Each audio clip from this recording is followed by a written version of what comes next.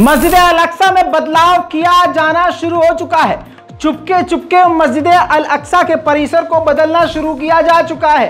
दोस्तों, breaking news है, तमाम मुसलमानों पर वाजिब है कि इस रिपोर्ट को शेयर करें, क्योंकि पूरी दुनिया के मुसलमान इस वक्त बिल्कुल भूल चुके हैं मस्जिद अल-अक्सा में क्या हो रहा है।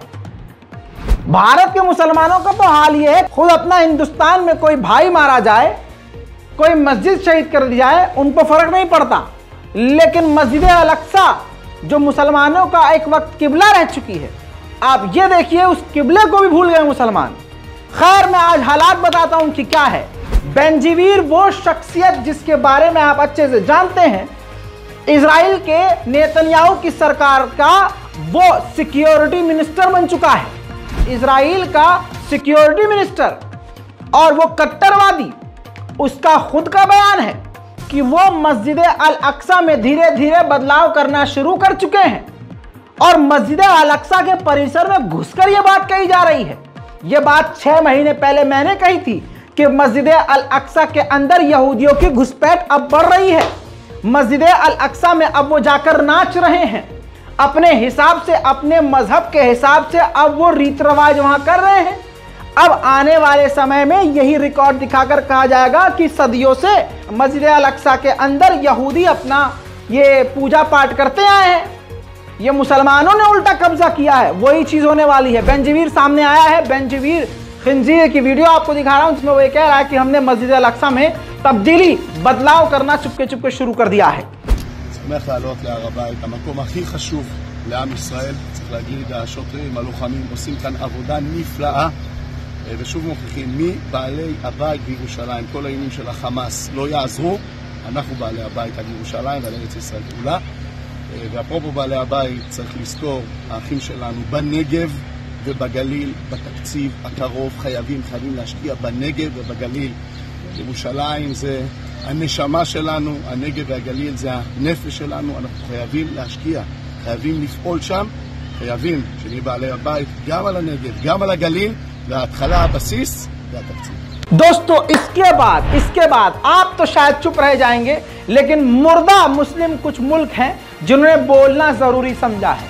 इस बेंजीवीर के घटिया कदम के बाद यकीन कीजिए कई बड़े बड़े देशों ने निंदा की है।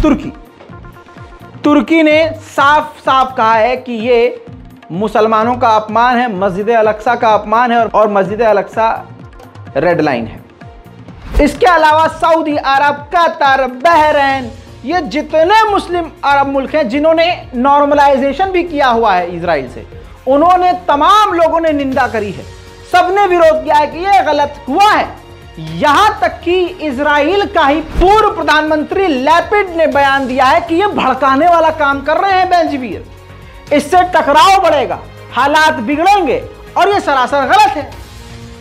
अरे, पूर्व प्रधानमंत्री कह रहा है इजराइल का कि गलत कर रहा है बेंजीवीर, लेकिन भारत में गूखोर जो बासी मुंह गू खा लेते हैं और पेशाब को वो पवित्र मानते हैं, वो भीड़ इसमें मगन है। जबकि सोशल मीडिया पर इन सुअरों के झुंड को रोज यहूदी जलील करते हैं कि हमें तुम्हारी जरूरत नहीं है, तुमसे कोई रिश्ता नहीं है, गाय का पेशाब पीने वाले जब तक, ऐसे जलील करते हैं, लेकिन ये उनका ही पिछवाड़ा चाटते हैं। अब सोच के देखिए, अमेरिका ने भी निंदा कर दी है। अमेरिका ने भी कहा कि यह भड़काने वाला काम कर रहा है बेंजीवीर। मस्जिद अल-अक्सा के अंदर बदलाव ऐसे कैसे, ये अमेरिका कह रहा है, और इस बदलाव की वजह से, इस बयान की वजह से हालात खतरनाक हो सकते हैं, इलाके में तनाव बढ़ सकता है, टकराव की स्थिति हो सकती है, और हालात हद से ज्यादा बिगड़ सकते हैं। ये कौन कह रहा है? अमेरिका कह रहा है। उधर इजराइल की आर्मी इतनी कुत्ती आर्मी है, इतनी बेगैरत है, इतनी हिजड़ा है, और ये हिजड़ों का अपमान है, माफ कीजिएगा दोस्तों। अब अपनी मिलिट्री की गाड़ी का इस्तेमाल नहीं, सिविलियंस नॉर्मल कार का इस्तेमाल, आम कारों का इस्तेमाल कर रही है फिलिस्तीनियों के इलाके में घुसने के लिए और रेड डालने के लिए। सीसीटीवी फुटेज आपके सामने रख रहा हूं।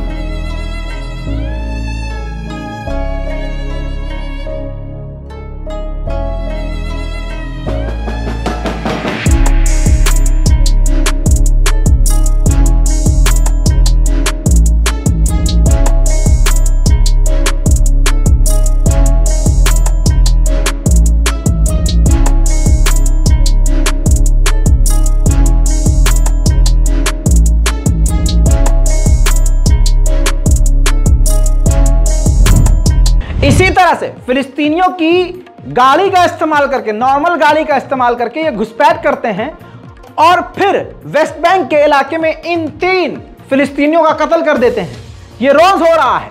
सिर्फ निंदा करने से, ये अरब तमाम मुल्क सुन ले, ये सिर्फ निंदा करके तालियां बजाने से कोई फायदा नहीं है। एक्शन प्लान क्या है आपका, ये सोचिए, वरना अरब लीग का क्या फायदा है? मुस्लिम संगठन का क्या फायदा है? 57 मुस्लिम देश मिलकर, जबकि अमेरिका भी इजराइल के खिलाफ बोल रहा है, कोई कदम नहीं उठा सकते क्या?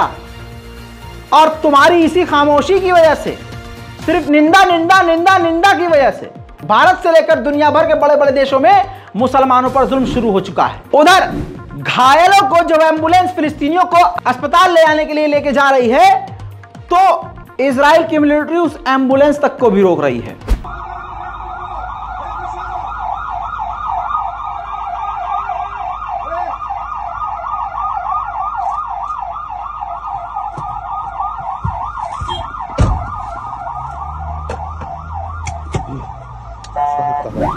तमाम हदों को पार करते हुए दिखाना यह चाहूंगा, यह देखिए, फिलिस्तीनी पत्रकारों पर भी जुल्म और सितम इजराइल की मिलिट्री कर रही है।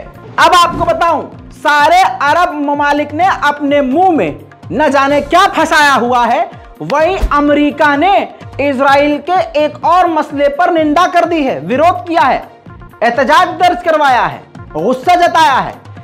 अमेरिका ने कहा है कि वेस्ट बैंक में फिलिस्तीनियों के इलाकों में इजराइल की नेतन्याहू की सरकार ने यहूदियों को परमानेंटली बसने का और रहने का परमिशन दे दिया है, जिसकी वजह से अब टकराव और बढ़ेगा, जिसकी हम निंदा करते हैं। इजराइल को ऐसा नहीं करना चाहिए।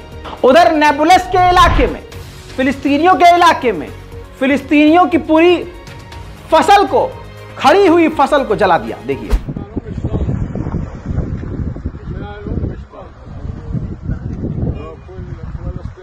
मैंने अपना काम पूरा कर दिया, ना इस वीडियो पर ऐड चलेगा, ना कोई कमाई होगी, ना कोई फायदा होगा, लेकिन ये मेरे ईमान का हिस्सा था जो आपके सामने पेश किया। अब ये आपके ईमान के ऊपर है कि आप इस रिपोर्ट को शेयर करते हैं या नहीं। चलिए, जय हिंद।